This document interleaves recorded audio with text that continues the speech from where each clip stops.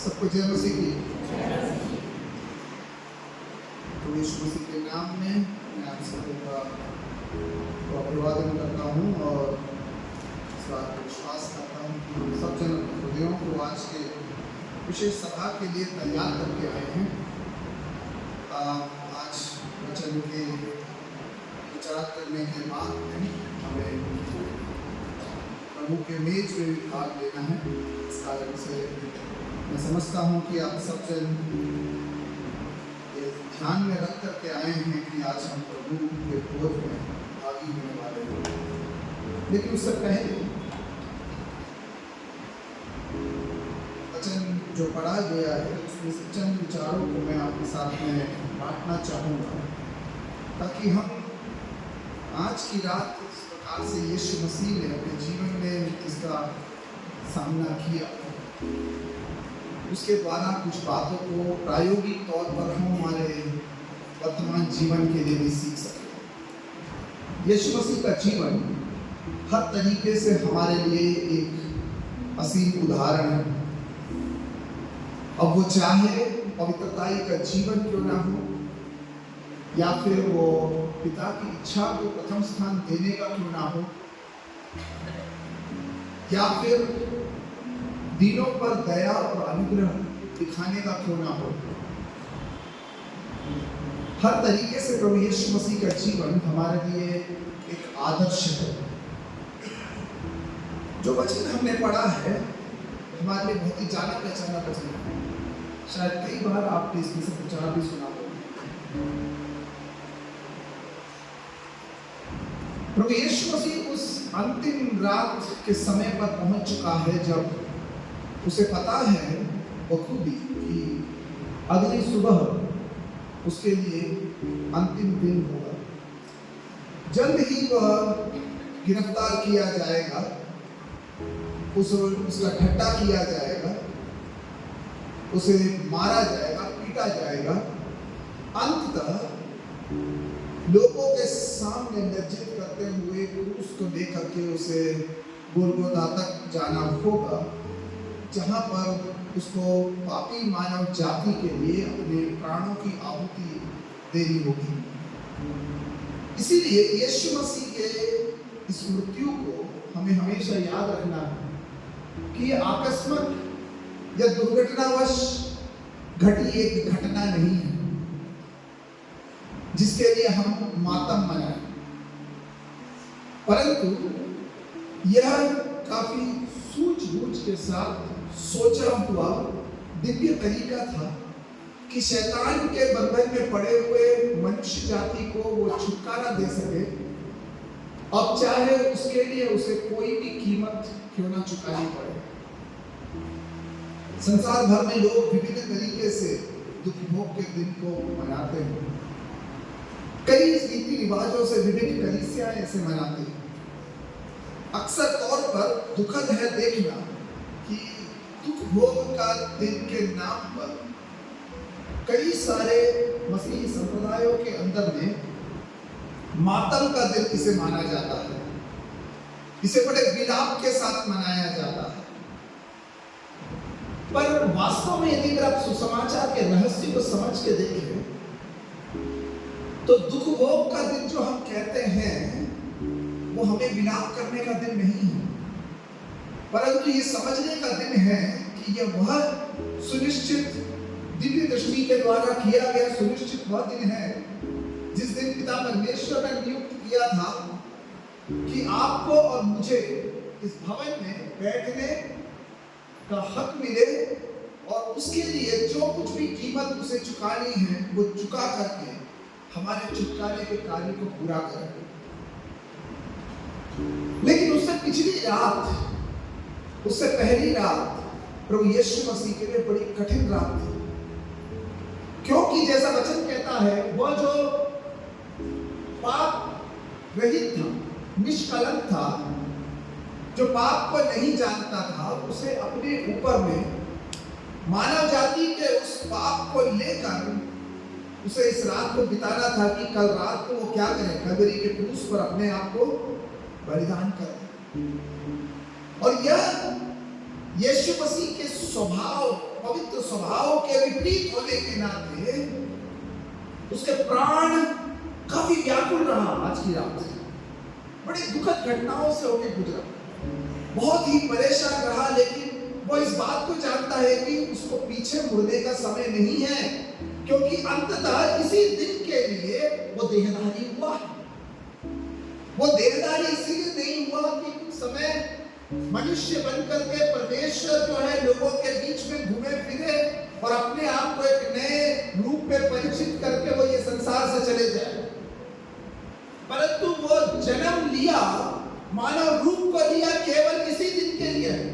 अगर यह दिन यीशु मसीह की जीवन और सेवकाई से हटा दी जाए या यीशु मसीह से हटाने की कामना करता, तो फिर उसका देहधारी होने की सेवा ही व्यर्थ हो जाती। आप समझते हैं? फिलिपियों की पत्री के अंदर में जब आप पढ़ के देखते हैं, पौलुस बड़े सुंदर रूप से कहता है कि तुम इस बात को सीख लो कि मसीह परमेश्वर का पुत्र होते हुए भी वो उस स्वर्गीय स्थानों के जो भी लाभ है, महिमा है, उसको पकड़े रखे बगैर एक मनुष्य रूप, एक दास रूप में वो यहाँ पर जन्म हुआ, देहधारी हुआ, और यहाँ तक कि वो क्रूस पर मरने तक तैयार हुआ, क्योंकि उसने पिता की आज्ञाकारिता के अनुसार क्रूस तक जाने के लिए भी वो कतराया नहीं। इस कारण से पिता ने उसे एक बड़ा नाम दिया, सब नामों से सर्वश्रेष्ठ नाम दिया, यीशु। पर ये रात अगले दिन के लिए वो महत्वपूर्ण कार्य को करने से पहले ये रात उसके लिए बहुत ही कठिन रात थी। व्यक्तिगत तौर पे यीशु मसीह की व्यथा हम अपने शब्दों में बयान नहीं कर सकते हैं, क्योंकि हम सब पापी हैं और हम अगर दुख भोगते हैं तो अपने पाप के कारण है। लेकिन प्रभु यीशु मसीह अपने स्वभाव, अपने ईश्वरीय स्वभाव के विपरीत मानव जाति के पाप को अपने ऊपर में आज से लेने के लिए लगता है, और वो लेकर के वो कलवरी के क्रूस पे एक मेमने के समान मरने के लिए जा रहा है, अपने प्राणों को बलिदान करने के लिए जा रहा है। लेकिन इस घटना को अगर आप ध्यान से देखेंगे तो हम अपने प्रायोगिक जीवन के लिए कुछ बात सीख सकते हैं। इस रात को यीशु मसीह ने कैसे सामना किया। हमारे सबके, हम सब के जीवन में कठिन अवस्थाएं आती हैं, कई नुकसान जिसकी भरपाई नहीं हो सकती है, कई चोट जिसके लिए मलहम नहीं होता है, कई ऐसे संदर्भ जिसके लिए कोई हल नहीं होता है। लेकिन ऐसी अवस्थाओं के अंदर में से जब हम जाते हैं तो कई समय हम जीने के अंदाज को भूल जाते हैं। हमें यह नहीं पता रहता है कि कैसे इसका सामना किया जाए। खुशी के समय तो हमें पता है, बैंड बाजा बुला ले, नाच गाना कर ले, गुनगुना ले मन से कुछ गीतों को, और फिर ऊंची आवाज में चिल्ला करके लोगों के सामने आप बयान कर सकते हैं कि आपके तो खुशी कितनी है। लेकिन कई समय बड़ी वेदनाएं जब जीवन में आती है तो समझ में नहीं आता, मुंह खोल के बोले तो भी क्या बोले, और मुंह से शब्द कहने के लिए चाहते हुए भी निकलने के लिए नहीं। यीशु मसीह की अवस्था आज की रात बिल्कुल वैसी थी, लेकिन उसको जीने का तरीका आता था, वो जीना जानता था, उसने सीखा था, वो समझता था कि ऐसे विकट परिस्थितियों का वो सामना कैसे करे कि कल के दिन के लिए वो जयवंत होकर के कल सवेरे को देखे, ताकि निडरता के साथ वो कलवरी के क्रूस तक जाने की हिम्मत अपने अंदर जुटा सके। अन्यथा आज रात बुज़दिली और कायरता अगर उसके अंदर प्रवेश कर गई, उसका मनुष्य रूप में देहधारी होने का उद्देश्य ही खत्म हो जाएगा, और पिता परमेश्वर की जो योजना है उसके जीवन से वह भी व्यर्थ हो जाएगा। याद रखिएगा, आज की रात यीशु मसीह के लिए बहुत कठिन रात रही, अन्य सभी रातों से बहुत अलग रही। लेकिन क्या चीजें थी जिसके द्वारा यीशु मसीह ने अपने आप को तैयार किया, और हम उसमें से क्या सीख सकते हैं अपने जीवन की कठिन अवस्थाओं के लिए। बड़े प्रायोगिक तौर से जल्दी कुछ बातों को मैं बताऊंगा, ताकि हम प्रभु भोज में भी बिल्कुल आराम से भाग ले सके, मन में मनन करते हुए भाग ले सके। लेकिन कुछ प्रायोगिक बातें मैं बताऊंगा कि कैसे हम हमारे व्यक्तिगत मसीही जीवन में अपने पारिवारिक जीवन में, अपने स्वयं के जीवन में, समाज में हम कैसे जी सकते हैं। कठिनाइयां आएंगी, ना आप बचेंगे ना मैं बचूंगा, लेकिन जीने का अंदाज अगर सीखना है तो शायद आज की रात यीशु मसीह कैसे जिया उसे थोड़ा सीख लेना हमें अच्छा लगेगा। मेरे संग आए मरकुस के सुसमाचार के वचन हमारे सामने पढ़ा गया 14वें अध्याय का 32वें पद से लेकर 14वें अध्याय के 32वें पद से लेकर मरकुस इस प्रकार से कहता है, फिर वे गेत्सेमनी नामक एक जगह में आए और उसने अपने चेलों से कहा, यहां बैठो जब तक मैं प्रार्थना करूं। देखिए, इससे पिछले वाले पदों को आप पढ़ेंगे तो यीशु मसीह अपनी मृत्यु ही नहीं परंतु अपने पुनरुत्थान के विषय में कह देता है, भविष्यवाणी कर देता है। और उससे पहले वाले वचनों को अगर आप पढ़ेंगे तो उसने प्रभु को एक नई वाचा को तक स्थापित कर दिया है अपने चेलों के लिए। लेकिन ये सब कुछ करके चेलों को तैयार कर दिया है, उसके बाद की सेवकाई को लेकर चलने के लिए उसने लोगों को नियुक्त भी कर दिया, उन्हें प्रेरित कह दिया है।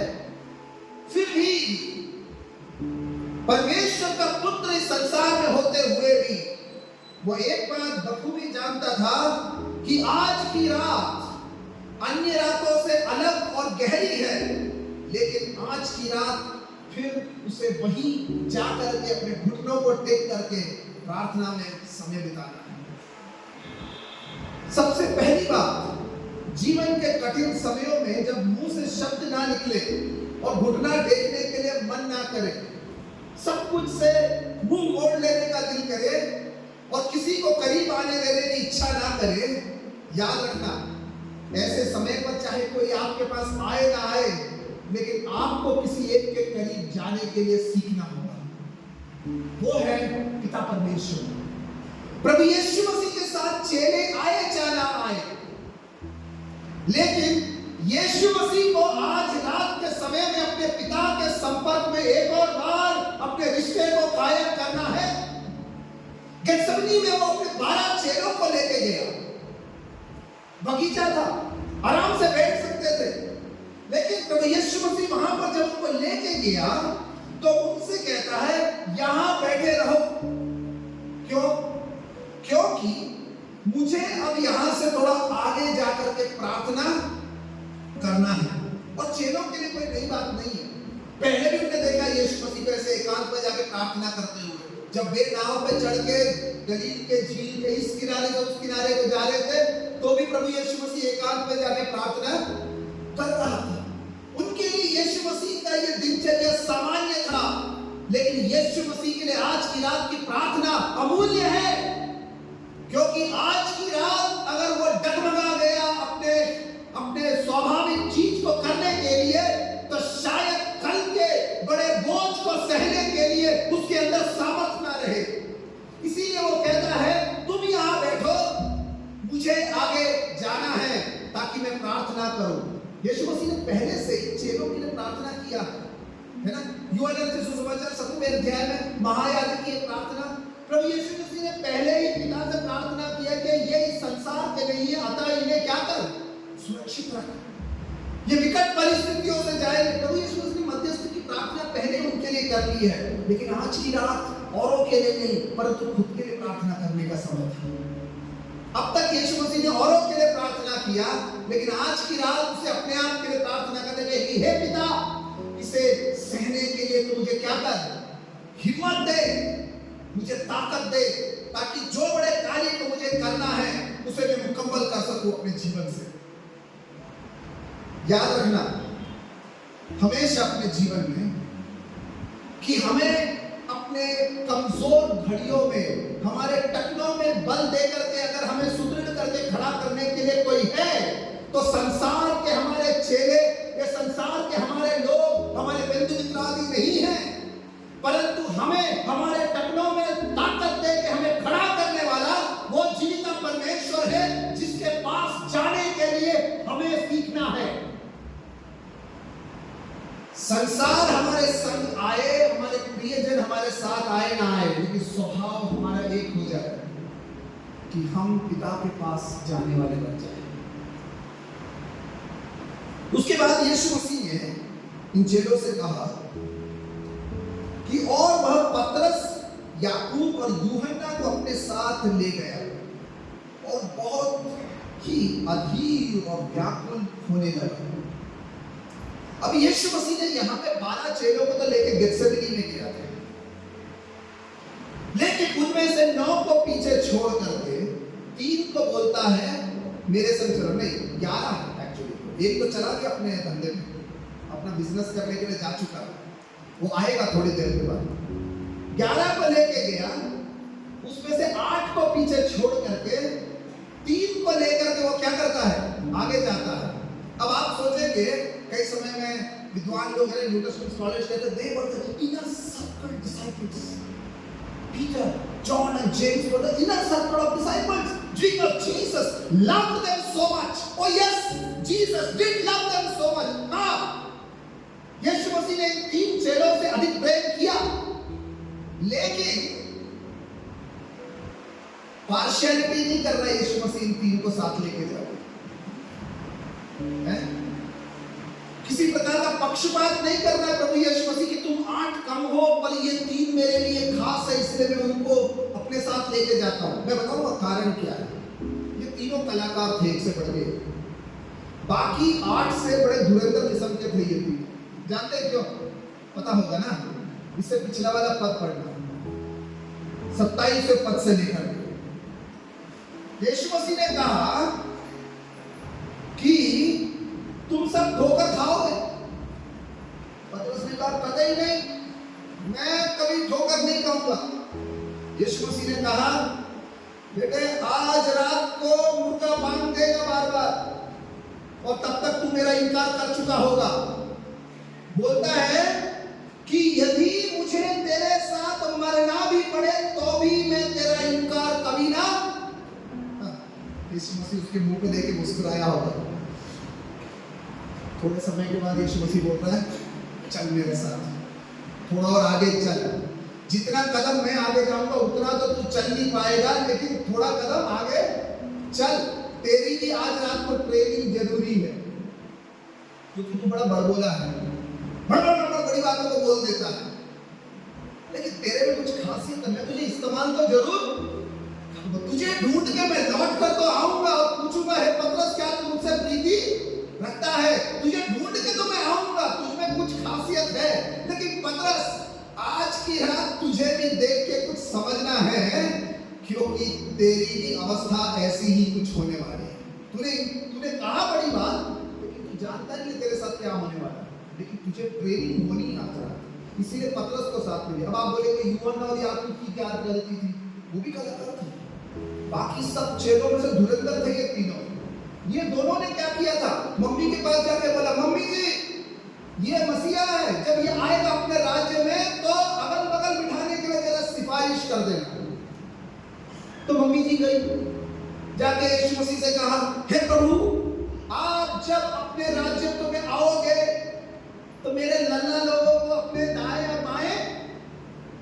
यीशु मसीह ने पूछा अच्छा बैठना चाहते, मेरा प्याला पियोगे? अरे इसमें क्या कठिन है प्रभु, आराम से पिएंगे बोले। यीशु मसीह ने कहा पियोगे तो जरूर पियोगे, एक का सर कलम हो गया, दूसरे को पतमोस में भेज दिया, और उनको भी ट्रेनिंग की जरूरत है। ये तीनों ऐसे खतरनाक चेले थे इनके पूरे झुंड के अंदर में, जो आवेश में होकर चलने वाले थे। एक तो सन्स ऑफ थंडर है, और दो तो सन्स ऑफ थंडर है, और एक जो है सबसे आगे कूद पड़ने वाला है। तो यीशु मसीह इन 3 को बुलाया, बोले चलो मेरे साथ चलो। आगे लेके गया। आगे लेके जाने के बाद वो जब प्रार्थना के लिए जाता है तो 34 पद कहता है और उसने कहा मेरा मन बहुत उदास है, यहां तक कि मैं मरने पर हूं, तुम यहां ठहरो और जागते रहो। ये ट्रेनिंग बड़ी मस्त दे रहा है यीशु मसीह। यीशु मसीह स्पष्ट नहीं बता रहा है, लेकिन उनके वचनों को यीशु मसीह याद करता है, क्योंकि बहुत बड़ी बड़ी बात दरखास्त लेने की जरूरत। थोमा तो इंडिया में आकर मारा जाएगा, मत्ती जो है इथियोपिया में जाकर मारा जाएगा, सबको मतलब वो सबका अवस्था है। लेकिन ये तीन थे जो आगे बढ़ चढ़ के बड़ी बड़ी बातें बोलने वाले थे, तो तीनों को लेकर के आगे लेके गया और बोला यहाँ पे जागते रहो, क्या करते रहो, प्रार्थना। यीशु मसीह सोचा कि शायद वहां बैठ करके वो लोग कम से कम मेरी व्याकुल अवस्था को तो देख के कुछ समझ पाएंगे, कुछ सीख पाएंगे, क्योंकि बड़ी बात कर दी है ना, मरने वाले से बोल रहे तेरे संग मरेंगे, तो थोड़ा देख तो ले मरने जो जा रहा है उसकी अवस्था कैसी है, वो कैसी व्यथा उदास और व्याकुलता के बीच में से होकर के जा रहा है, थोड़ा वो तो देख ले। लेकिन मजा क्या है मालूम है, बड़ी बड़ी बात बोलने वाले दुनिया कभी हमारे उदास अवस्था में, हमारी व्याकुलता में हमारे साथ नहीं रहते। हमारे बच्चे भी कहते बड़ी बात बोलते, मैं कभी नहीं छोड़ूंगा पापा। ज्यादा सुन करके अपने दिल को ज्यादा प्रसन्न मत करना, अगर हो गया वैसा तो प्रभु को धन्यवाद हो, अन्यथा मन थोड़ा शांत रखना, क्योंकि सहारा कहीं और से ही आता है, औलाद से नहीं, किसी ने नहीं देखा। बड़ी बड़ी बातें करने वाले भी अंतिम समय पर साथ में नहीं होते हैं। यीशु मसीह इन तीनों को साथ लेके गया और उसका मन बड़ा व्याकुल था। आप देख रहे वहां पे इधर यूनानी भाषा में आप पढ़ के देखेंगे, वो जो वहां पर कहता है वो बहुत ही अधीर और व्याकुल लगा। जब वो अधीर और व्याकुल शब्द के लिए वहां पर जो यूनानी शब्द इस्तेमाल किया गया है, उसके शब्दार्थ को अगर आप समझेंगे तो उसके पीछे में एक चित्रण है, मतलब घोर अंधकार उसके ऊपर में इतना छाया कि अब वो अंदर से ही क्या हो गया, कांप उठा है। यही शब्द का तुलनात्मक शब्द जो है इब्रानी भाषा में अब्राहम के लिए इस्तेमाल किया गया है। उत्पत्ति की पुस्तक 15वें अध्याय के 12वां पद में, वहां पर भी अब्राहम का अनुभव बिल्कुल ऐसा ही है, बिल्कुल अंदर से भयावह हो गया है, क्योंकि अंधकार का जो दबाव उसके ऊपर इतना अधिक हो चुका है। यीशु मसीह उदास हुआ, व्याकुल हुआ और अधीर हुआ केवल इसीलिए क्योंकि जो बोझ उसके ऊपर में आने वाला है वो उसके सहन करने की क्षमता से परे है। लेकिन ऐसे घोर अंधकार के अंदर में जब अंदर से झंझोड़ दिया जाए, जब डर अंदर में कांपते हमें, ऐसी अवस्था के अंदर में भी आपको और मुझे सीखने की अवस्था एक बात यीशु मसीह से ये है कि दुनिया चाहे जिससे हमसे कहे मेरे संग रहना, वो रहे ना रहे, लेकिन अपने पिता के करीब जाने के समय से पहले सीख ले।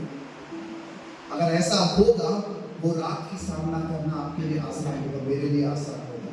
यीशु मसीह 3 बार लौट कर आया इन चेलों के पास, 3 बार लौट कर आया, लेकिन तीनों बार ये क्या कर रहे थे, सो रहे थे। यीशु मसीह की उम्मीद तो ये थी जो इतने बड़ी बड़ी बातों को करने वाले हैं, कम से कम अपनी नींद को तो कंट्रोल कर पाएंगे और उसकी बात सुनेंगे, कम से कम प्रभु क्या कर रहा है अगर तो देखेंगे। लेकिन ना, बड़ी बात बोलने वाले अपने नींद के सामने धराशायी हो गए, असफल हो गए। यीशु मसीह कहता है क्या है, प्रार्थना करके तुमसे कहा और तुम्हारे बस में वो बात नहीं। लेकिन यीशु मसीह उस रात खुद शांत नहीं बैठ सकता था, चेलों के समान सो नहीं सकता था। लूका कहता है 22 के 44 पद में वो कहता है कि मानो उसका लहू बूंद बूंद करके जमीन पर गिर रहा था। No, Mark is not so pictorial about his narrative. वो अपने कहानी में मरकुस इतना ज्यादा चित्रित तरीके से नहीं कहता है, लेकिन बहुत ही चित्रित तरीके से लूका कहता है मानो उसका लहू बूंद बूंद करके क्या कर रहा था, जमीन पर इतना ज्यादा व्याकुल हो गया, उसका पसीना ही मानो लहू के समान बन चुका था, क्योंकि यीशु मसीह के कल्पना के परे था, लेकिन उसे करना था। पर मरकुस बेहतरीन तरीके से अगर कहे तो 35वें पद में कहता है वो जाके जमीन पर गिर गया। अब उसमें और ताकत नहीं रही अपने आप को संभालने की, वो गिर गया वहां जाकर। थोड़ी दूरी तक ही जा पाया और वो गिर गया। पर वो जब लौट कर आता है हर प्रार्थना के बाद अपने चेलों को देखने के लिए, जिन्होंने वादा किया था, और यीशु मसीह कह रहा वादा निभाना पड़ेगा, लेकिन उनमें वो दम नहीं रहा। यीशु मसीह लौट कर आके बोलता है, जाग भाई जाग, जाग भाई जाग, थोड़ा तो हिम्मत रख, हैं? थोड़ी तो हिम्मत रख, ताकि तू मेरे साथ इस घड़ी उठकर खड़ा रह सके। वहां पे यीशु मसीह उनसे कहता है कि प्राण तो तैयार है पर शरीर कमजोर है, राइट? हिंदी में आत्मा तो तैयार है परंतु शरीर दुर्बल है। चेलों को समझना है, और यीशु मसीह भी मनुष्य रूप में बिल्कुल उसी अनुभव से होके जा रहा है। एक समय आएगा पतरस, यूहन्ना और याकूब को भी ऐसी अवस्था रहेगी जब मरने की इच्छा उनमें सच होगी, आत्मा में ताकत होगा, हाँ मैं कल सामना कर लूंगा, लेकिन शरीर उनका कमजोर होके उन्हें मानुषिक सीमाओं के अंदर में उन्हें सीमित कर ले अगर, तो शायद जो बात उन्होंने कहा है अपने मुंह से प्रभु के लिए कि प्रभु हम तेरे लिए मरने के लिए तैयार है, या उस प्याले को हम पी सकते हैं जो कहते हैं, वो कभी ना कर पाएंगे। आज की रात यीशु मसीह की भी आत्मा तैयार है परंतु उसका शरीर दुर्बल है, सामर्थ्य नहीं है उसमें।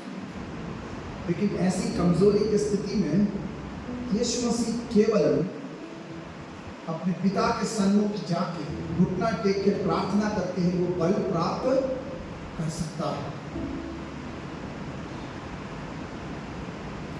कई समय हम लोग अपने मसीही जीवन में हारते हैं, इसीलिए नहीं कि हमें इच्छा नहीं है, केवल इसीलिए कि हमारे शरीर में हम क्या है, कमजोर है,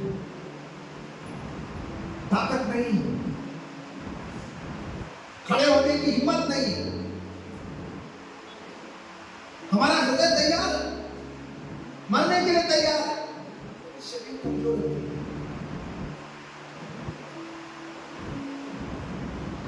पर ऐसी अवस्था में अगर इस जीवन में यदि अगर हिम्मत और ताकत होनी है तो फिर हमें क्या करना है? हमें अपने आप को, अपने शरीर को के ऊपर जय पाना है। शरीर के ऊपर जय पाने के लिए प्रार्थना ही एकमात्र तरीका है।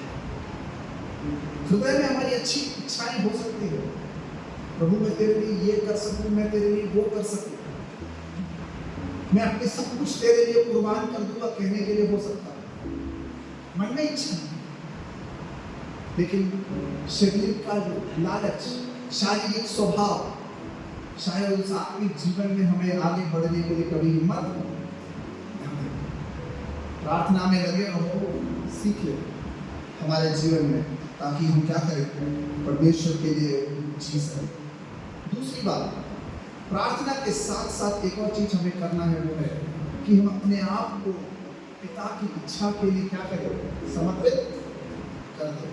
यीशु मसीह इतने कठिन अवस्था से होके गुजरा, फिर भी वो उस जमीन पर, भूमि पर जब गिर करके प्रार्थना करने लगा, तो भी उसके मुंह से यही शब्द निकला कहने के लिए 36वें पद में, हे अब्बा, हे पिता, तुझसे सब कुछ हो सकता है, इस कटोरे को मेरे पास से हटा ले, तो भी जैसा मैं चाहता हूं वैसा नहीं, पर जो तू चाहता है वही। यीशु मसीह ने अंततः चाहा कि उसका जीवन वैसा हो जैसे पिता की इच्छा है। पिछले दिन जब मैं प्रचार कर रहा था, मैंने कहा कि यीशु मसीह ने अंत में पिता से सुना स्वर्गीय वाणी, आकाशवाणी, यही सुना कि यह मेरा प्रिय पुत्र है जिससे मैं अति प्रसन्न हूं। और प्रसन्न होने का आकाशवाणी का कारण यह है क्योंकि अंतिम घड़ी में जब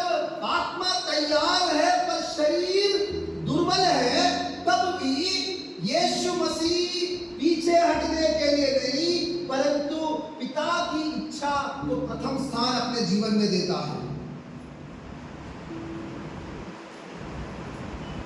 यीशु मसीह ने चाहा, है ना, साधारण मनुष्य रूप में आया था। ऐसा नहीं कि यीशु मसीह ने नहीं चाहा कि कटोरा हट जाए, तो यीशु मसीह ने चाहा, उसने भी कहा, हे अब्बा, हे पिता, तुझसे सब कुछ हो सकता है, तू तो सामर्थी परमेश्वर है, तेरे लिए कुछ भी असंभव नहीं है। और अब अरमाइक भाषा में अब्बा, पिता करके पुकारना बड़ा प्रेमपूर्ण भाव है, अपने पिता को बुलाने का, जैसे हम पापा कहते हैं। वैसे कई विद्वानों ने कहा कि कभी भी परमेश्वर को यहूदियों ने अब्बा करके नहीं पुकारा, लेकिन मॉडर्न रिसर्च के हिसाब से गलत है। यिर्मयाह का वो जो क्लेम था, वो काफी समय तक लोगों ने प्रचार किया, लेकिन उसके विरोध में हमारे पास प्रमाण है ना, कुरान डॉक्यूमेंट्स, जहाँ पे इसके बारे में आपको चिंता करने की जरूरत है। कुरान डॉक्यूमेंट्स में आप पाते हैं यहूदियों ने परमेश्वर को अब्बा करके पुकारा है, जो भी है उसे छोड़ दीजिए आप, लेकिन बड़े ही प्रेमपूर्ण तरीके से अपने स्वर्गीय पिता को पापा या अब्बा करके पुकारने के बाद में वो बड़े ईमानदारी से परमेश्वर का पुत्र अपने स्वर्गीय पिता के सामने अपने हृदय को खोल के रखता है। वो कहता है, तुझसे सब कुछ हो सकता है, तेरे लिए कुछ भी असंभव नहीं है। और पुराने नियम में तो परमेश्वर यहोवा खुद यशायाह नबी के भविष्यवाणी में कहता है कि उसका जो मार्ग है वो बहुत ऊंचा है, हमारे समझ के परे है। लेकिन यीशु मसीह यहां पे स्पष्ट रूप से उससे कहता है, प्रभु तेरे लिए सब कुछ हो सकता है, पर अगर हो सके तो इस कटोरे को मेरे पास से हटा ले। कमजोर अवस्था में कई समय हम ही नहीं, यीशु मसीह भी इस बात को कहे कि हो सके तो हटा ले। अगर और कोई उपचार है मानव जाति को छुड़ाने के लिए, देहधारी होकर आने के इस जीवन में, यदि अगर और कोई तरीके से इस मनुष्य जाति के पाप को अपने ऊपर में लिए बगैर अगर उनको पाप मोक्ष देने का कोई और तरीका है पिता, तो फिर यह कटोरा तू मुझसे हटा दे। लेकिन यही कटोरा है जो याकूब और यूहन्ना ने कहा था, हम तो पी सकते हैं, हम झेल सकते हैं। वो नहीं जानते थे किस विषय पर कह रहे हैं। लेकिन यीशु मसीह के लिए ये कठिन था।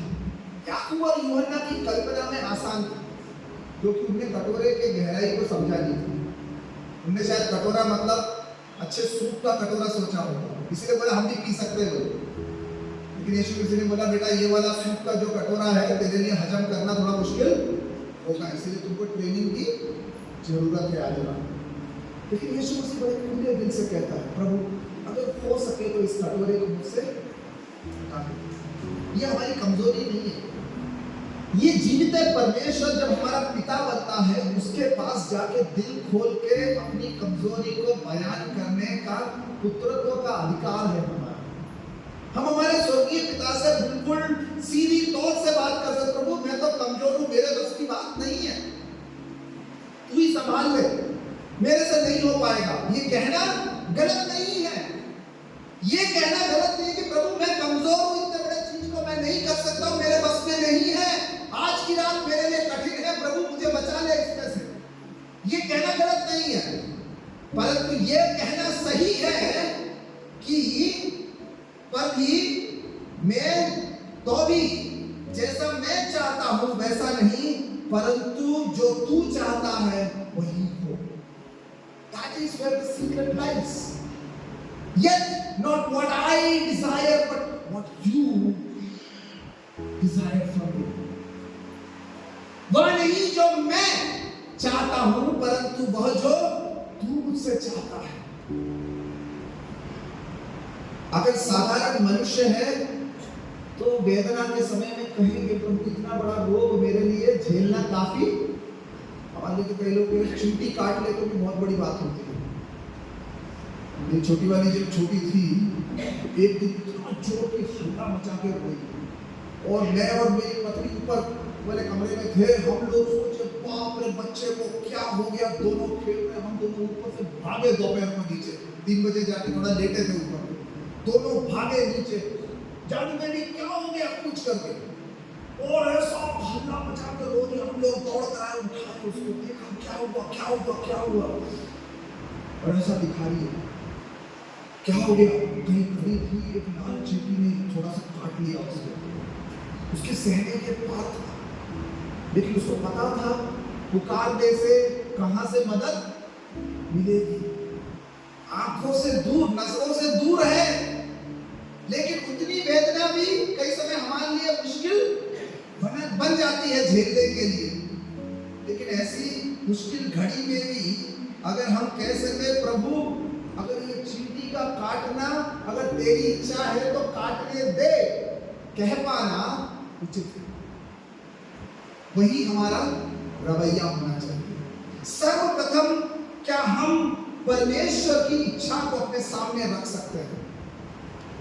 कठिन है हमारे लिए, इसीलिए परमेश्वर यीशु मसीह ने बड़े सरल शब्दों में चेलों के सामने उनको बताना चाहा कि देखो मैं व्याकुल हूं, मेरा लहू मेरा पसीना मानो लहू के बूंदों के समान गिरता है जमीन पर, मेरे में खड़े होने की ताकत नहीं है, मैं गिर जाता हूं मैदान पर, भूमि पर। लेकिन फिर भी यीशु मसीह बताना चाहता है पतरस, याकूब और यूहन्ना को, बड़ी बात कहने वालों को, कि फिर भी याद रखना, ये सीख लो आज की रात कि अंत में तुम्हारी कमजोर अवस्था में जब तुम्हारा हृदय भयावह हो जाए, जब डर के कांपने लगे, तुम्हारी रूह कांप उठे अंदर से, तब तुमने ये हिम्मत हो कि तुम कह सको कि प्रभु मेरी नहीं परंतु तेरी इच्छा पूरी। प्रभु की प्रार्थना करते हैं, जैसे तेरी इच्छा आसमान में पूरी होती है वैसे ही जमीन पर भी। और कैसे होगी? कैसे होगी? हमारी इच्छाओं को मार निचोड़ करके दबा करके नहीं, हमारी इच्छाओं के द्वारा ही होगा। जब उसकी इच्छा हमारी इच्छा होगी तो संसार में उसकी इच्छा पूरी होगी। जब मेलोनाइट कलीसिया की इच्छा पिता परमेश्वर की इच्छा होगी, तब परमेश्वर की इच्छा मेलोनाइट कलीसिया के द्वारा कोरबा में होगी। वरना फिर आपको और मुझे चुन करके कोरबा में रखने का और क्या अर्थ है? क्यों रखा है उसने यहां पर? यीशु मसीह के क्रूस पे चढ़ाए जाने वाले दिन आकर के मगरमच्छ के आंसू बहा के जाने के लिए है, या फिर पुनरुत्थान के दिन में जाकर के ढोल बजा करके यीशु मसीह जी उठा, मेरा प्रभु जी उठा बोलने के लिए है, या जन्मदिन जब उसका आता है केक काटे, happy birthday to you Jesus बोल के केक काटने के लिए है? उसने चुना ये बरसाती मेढकों के मसीह बनना बंद कर दे। सीजन आता है टर टर टर टर बोलते, क्रिसमस के टाइम 1 महीने पहले से लेकर तारे स्टार लेकर के घूमना शुरू हो जाते बाजार में। उसके बाद में पता नहीं चलता ये मसीह है ये कौन है। उसके बाद में लोगों को कवर डालना पड़ता छुपा कर रहने के लिए, इसका स्वभाव दूसरे देख ना लेके।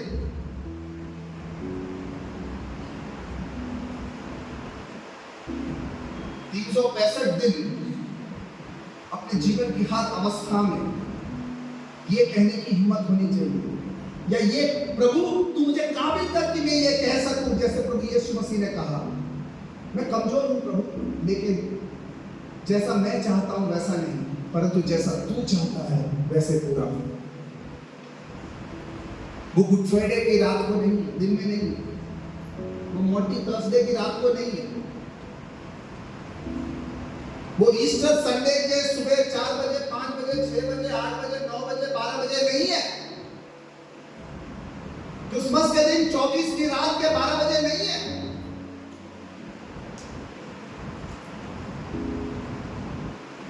परंतु वो 365 दिन 24/7 अपने आप से कहना है और प्रभु के सामने कहना है कि प्रभु जो तू चाहे हो, पर मैं तो चाहे वो नहीं। अगर वो हम कर पाए तो मसीही जीवन जीने का अंदाज हमने सीख लिया।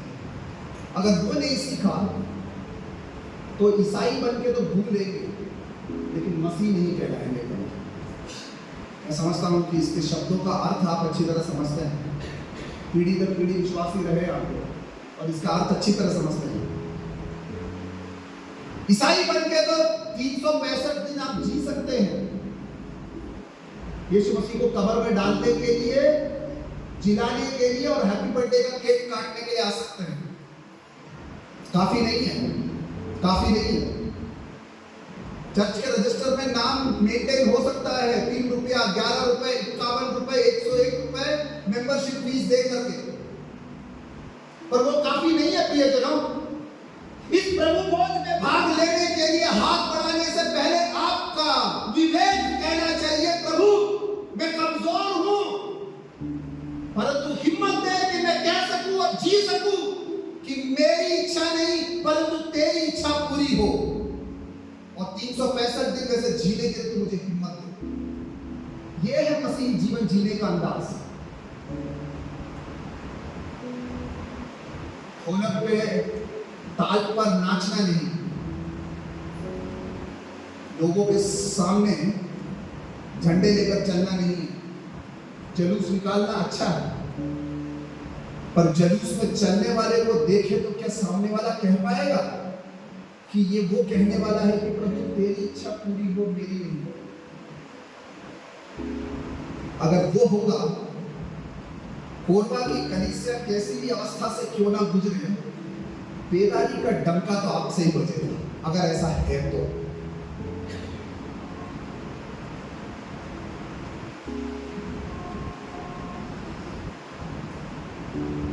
बल पाना है मसीह जीवन जीने के लिए, तो प्रभु के पीछे चलना का अंदाज सीखना होगा। अन्यथा जब बीमारियां आएगी तो प्रभु को छोड़ करके, और बहुत सारे जगह है जहाँ पे मेरे को खुद मालूम है मसीही लोग भागते हैं कि कुछ कर दे वहां पर तो बीमारी ठीक हो जाएगी। कई सारे हैं, मैं आपकी बात नहीं करता, लेकिन कई सारे हैं मैं जानता हूँ। जब बीमारी दुख तकलीफ आ जाए तो और स्थानों में जाके भी उपचार करके देखते हैं कि वहां का वाला अगर सुन ले, अगर ठीक हो जाए तो भी ठीक है। वो मसीही जीवन जीने का अंदाज नहीं है प्रियजनों। ऐसे जीने के लिए नहीं है प्रभु ने बुलाया, और ऐसों के लिए यीशु मसीह नहीं मरा। ऐसों के लिए मरा है प्रभु यीशु मसीह, लेकिन जो कहते हैं उसने वो मेरे लिए मरा है, उनके लिए वो जीने का अंदाज नहीं है। हमें अपने आप को टटोल के देखना आ जाए। कल सुबह सब दुख भोग के प्रभात के लिए आने वाले हैं ना, हैं?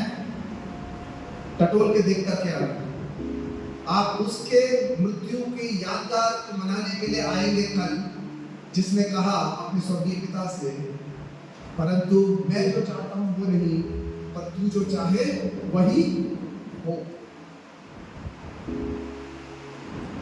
ये पकड़ते हैं इसके नीचे, मुझे पता नहीं आजकल आपको पकड़ते हैं, ऐसे ऐसे रोटों के पास लेके जाते हैं। ये प्रभु की इच्छा नहीं है, ये छूटने का है। नहीं तब कहेंगे। मुझे नहीं पता आप लोग को छोटा वाला कोई है क्या, छोटू को जेब में लेके चलने वाले, छूटने का है। वो है प्रभु की इच्छा के अनुसार जीना। तब कहेंगे आप मेरी इच्छा नहीं परंतु तेरी इच्छा, अन्यथा तो मेरी इच्छा चल रही है यहाँ पर भी और यहाँ पर भी, और फिर यहाँ आके हाथ बढ़ाएंगे, कोई पैदा नहीं है। अंत के दिन में वो कहेगा मैं तुझे जानता नहीं, तब छाती पीट के कुछ नहीं मिलेगा, क्योंकि समय बीत चुका हो। पिता की इच्छा को अपना प्राथमिक स्थान बनाए, अपने बच्चों को बनाने के लिए सिखाए। अंतिम बात कह के मैं समाप्त करूं। दुख भोग कष्ट मुसीबत सब जीवन में आता है, लेकिन मसीही जीवन का एक रहस्य है, हर एक चीज के बाद में उठ खड़े होने का। तीसरी बात, अपने लक्ष्य को पाने के लिए खड़े होते। क्या करें? अपने लक्ष्य को पाने के लिए खड़े होते। अब देखना जरा, यीशु मसीह 3 बार इन चेलों के पास आके कहा, अरे बाबा तुम अभी भी सो रहे हो, आंख मसल रहे हो, बोले प्रभु माफ कर दे। 3 बार देखने के बाद तीसरी बार जब प्रभु यीशु मसीह आया तो यीशु मसीह समझ गया कि कुछ बोल के मतलब नहीं है। अब भाई जब आप पर्सनल बाइबल स्टडी करेंगे ना, ये 3 बार को थोड़ा महत्वपूर्ण तरीके से समाचार में पढ़ते रहेंगे। 3 बार पतरस ने 3 बार इनकार किया है, 3 बार यीशु मसीह ने अपनी मृत्यु और पुनरुत्थान का भविष्यवाणी किया, 3 बार प्रभु यीशु मसीह चेलों के पास, थोड़ा पढ़ के देखना। 3 को नंबर को बहुत ज्यादा महत्व मत दे देना, लेकिन वो एक पैटर्न आप पाते हैं। खैर जो भी है, 41 पद में वो कहता है, जब तीसरी बार लौट कर आता है वो कहता है, फिर तीसरी बार आकर उसने कहा, अब जरा ध्यान से पढ़ना, अब सोते रहो। बस बेटा 8 बजे स्कूल जाने का बस आने का टाइम था, तो उठा नहीं, अब क्या कर, सोता रहे। अब उठ के क्या करेगा, स्कूल बस तो गई, अब लेट तो एंट्री गेट में मिलेगी नहीं। तो यीशु मसीह चेलों से कह रहा है, बड़ी बड़ी बातें बोलने वाले थे, हम तो नहीं, मैं तो नहीं ठोकर खाता, सब है, लेकिन मैं तो तेरे लिए मर जाऊंगा, तेरा प्याला बस हाथ में देने की देरी है, मैं पी जाऊंगा। 2 बार बोला, तीसरी बार आके भी कोई फायदा नहीं है। देखो तो यीशु मसीह ने कहा, अब सोते रहो, विश्राम कर बेटा, बस अब तो तेरा जब समय आएगा तभी डायरेक्ट बोर्ड एग्जाम लिखने के लिए जाना। साल भर तो पढ़ा नहीं तूने, अब बोर्ड एग्जाम चल रहा है बच्चों का, शायद खत्म हो गया, अब मुझे उसके बारे में बोलना नहीं चाहिए, बेकार उनको सताने वाली बात है। साल भर तो पढ़े नहीं, अब अचानक बोर्ड एग्जाम आ गया है तो सारी किताबें एक साथ पढ़ने की कोशिश कर रहे हैं, और फिर रात सुबह बुखार चढ़ रहा है, फीवर हो रहा है, मम्मी परेशान, दही खिला रही है दिमाग ठंडा होने के लिए, ताकि बेटा जाके 100 में से 100 पाले मैथमेटिक्स में।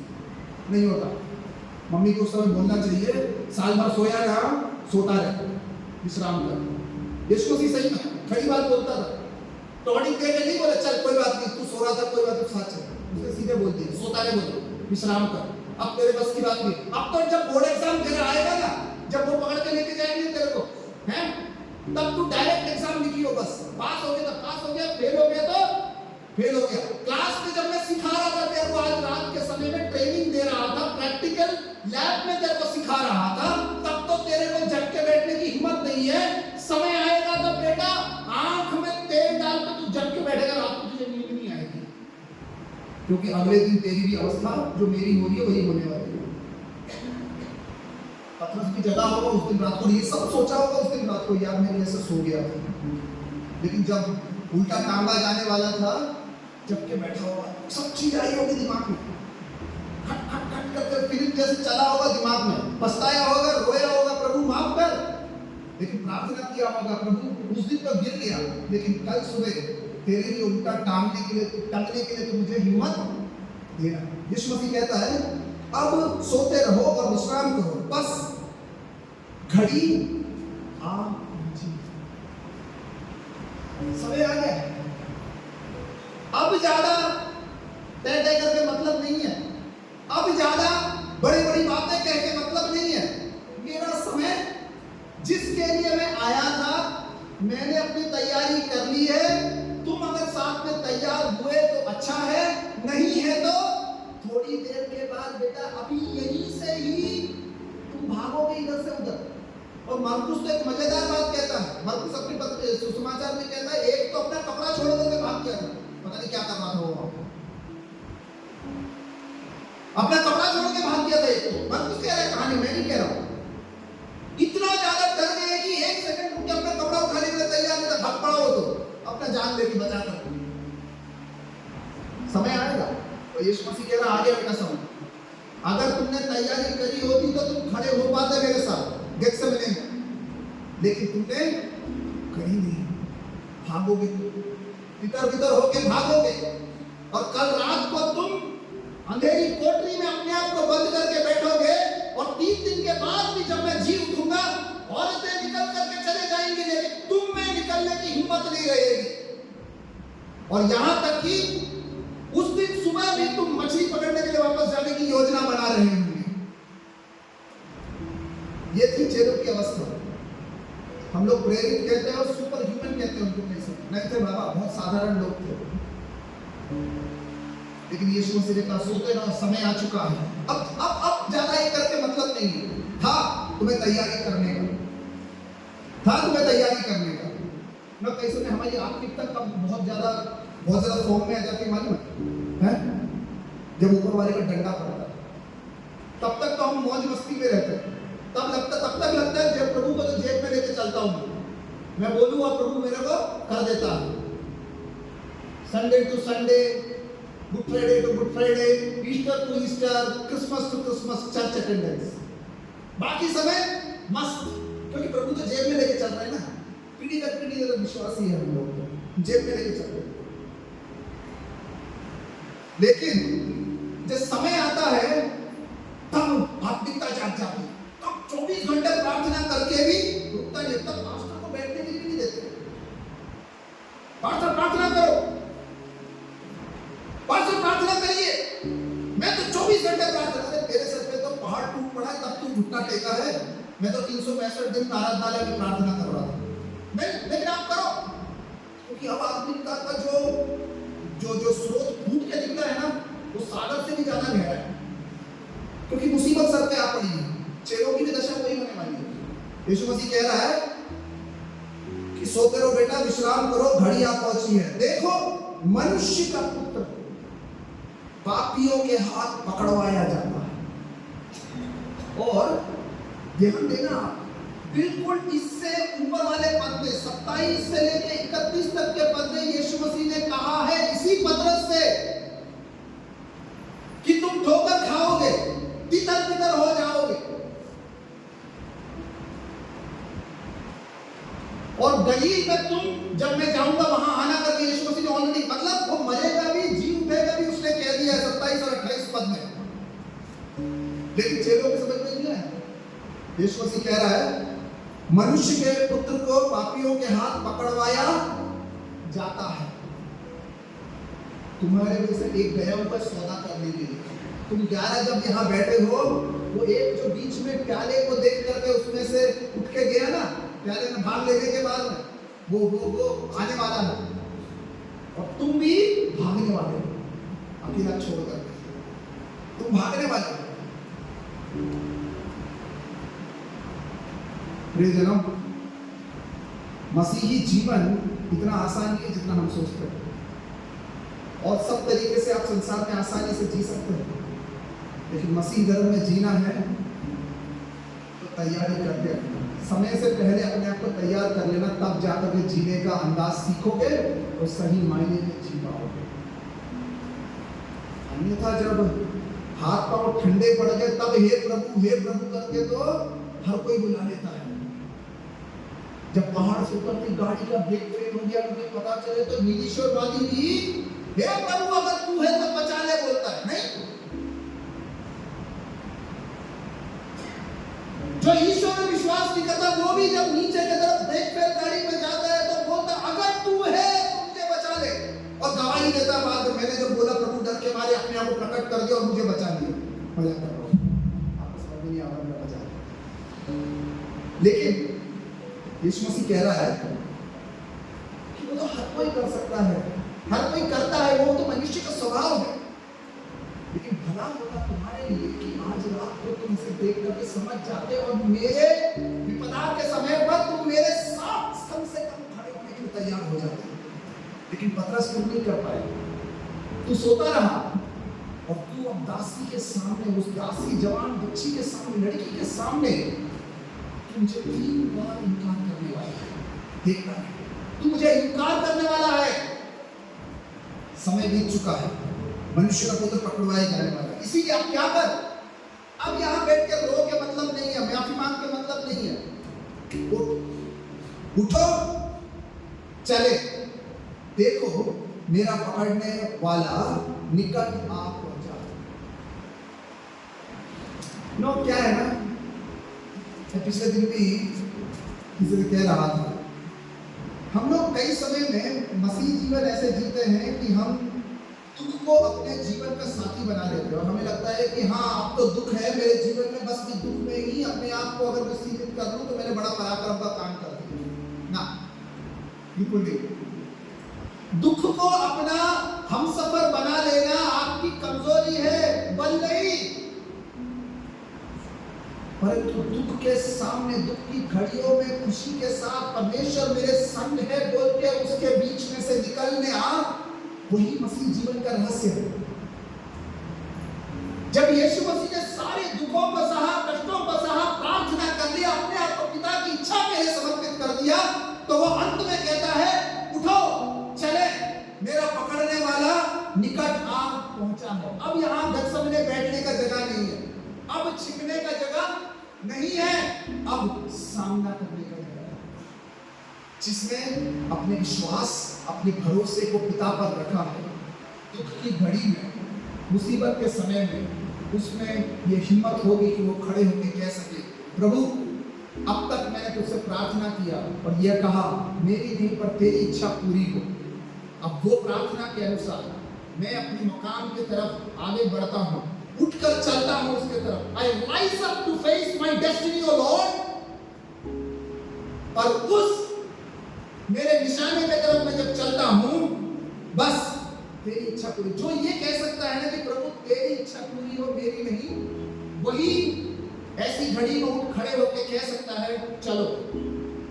दूसरा वाला छुप के पेड़ के नीचे, जंगल के ऊपर में, दीवार के पीछे, झाड़ी के आगे पीछे गोल घूम करके बचने की कोशिश करेंगे। एक और ट्राई मार लेते हैं, बच गए तो क्या हो गया, अच्छा ही तो है। मेरे प्रभु ने थोड़ी बोला जाके मर जा, पकड़े गए तो मारे गए, नहीं है तो बचने का रास्ता है तो ना। यीशु मसीह कहता है प्रार्थना कर लिया, पिता की इच्छा के सामने अपने आप को समर्पित कर लिया, अब ये कहना है कि प्रभु हम तो चले जहां आप लेके जाने के लिए है। पकड़वाने वाला आ रहा है, सामना करेंगे क्योंकि तेरी इच्छा के लिए समर्पित किया है। अब इस घड़ी से लेकर के यीशु मसीह व्याकुल नहीं है। अब ध्यान से पढ़ना, कल के मतलब शुक्रवार के दिन का जो घटना घटती है ना, उसको अगर लेके जाने का, कहीं नहीं कहता है कि यीशु मसीह दुखित था, व्याकुल था, परेशान था ना। एक बार जब वो उठ के खड़ा हुआ, अपने कदम को आगे बढ़ाया उसने, तो फिर वो गोलगोथा के उस पहाड़ी के टीले को ही देखता है जहां पर उसे क्रूस पर चढ़ना है। इसके बाद में यीशु उदास नहीं है, इसके बाद यीशु व्याकुल नहीं है, लेकिन क्योंकि यीशु मसीह जानता है अब जिस कदम को उसने उठाया है, अपने पकड़वाने वाले चेले को भी वो देखने के लिए तैयार है। और तब जब वे गिर जाते हैं यूहन्ना के अनुसार, तो यीशु मसीह कहते तुम किसे ढूंढते हो? यीशु जो नासरी मैं हूं भाई, पकड़ ले, मैं तैयार हूं। अब वो उदास नहीं है, अब पिता की इच्छा को अपने जीवन में पूरा करने के लिए तैयार है। कई समय हमारी प्रार्थनाएं बहुत रहती है, लेकिन कई समय प्रभु हमारी प्रार्थनाओं को जिस तरीके से हम चाहते हैं उस तरीके से उत्तर नहीं देते। ऐसी घड़ियों में वचन हमें सिखाता है कि हम अपने आप को पिता की इच्छा के सामने समर्पित करें और फिर प्रभु से कहें जैसा तू चलाए, जहां तू ले चले वहां मैं जाने के लिए। अगर हम तैयार है तो उसके बाद कुड़कुड़ाते हुए, रोते हुए, बिलखते हुए, विलाप करते हुए नहीं, परंतु जो मकाम परमेश्वर की इच्छा के अनुसार सामने रखा है उसको सामना करने के लिए हिम्मत के साथ मुड़ते चलते हैं। क्योंकि यीशु मसीह गेत्सेमनी में उठ खड़ा हुआ और चेलों से कहा कि मेरा पकड़ने वाला निकट है कहा, और उठो चले कहा। इस कारण से गोलगोथा तक वो चल सका, अन्यथा यीशु मसीह भी किसी झाड़ी के पीछे छुप के बैठा, पर वो नहीं थी उसके पीछे। मसीह जीवन जीने का अंदाज प्रार्थना में लवलीन हो, हर घड़ी अपनी प्रार्थना को परमेश्वर के सामने रखें, प्रभु की इच्छा के सामने समर्पित करें अपने आप को। लेकिन अपनी कमजोरी को बयान करने में शर्माने की जरूरत नहीं है, पिता हमें अच्छी तरह जानता है। लेकिन कहें प्रभु मेरी कमजोरी के अंदर भी तेरी इच्छा पूरी करने के लिए मुझे हिम्मत दे। और फिर अगर वो कह दिया, वो विश्वास और भरोसा पिता पर है, तो फिर आने वाले दिन के सामना करने के लिए हिम्मत के साथ उठ जाए। बाकी वो जैसा चलाएगा वैसा चलेगा, और बाकी परिस्थितियां पलट सकती हैं।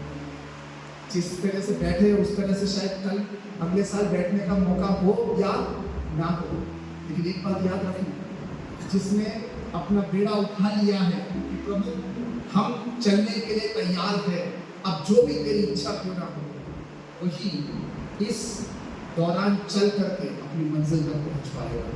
विश्वास करता हूँ ये वचन आपके हृदय में कहीं तो बैठा होगा।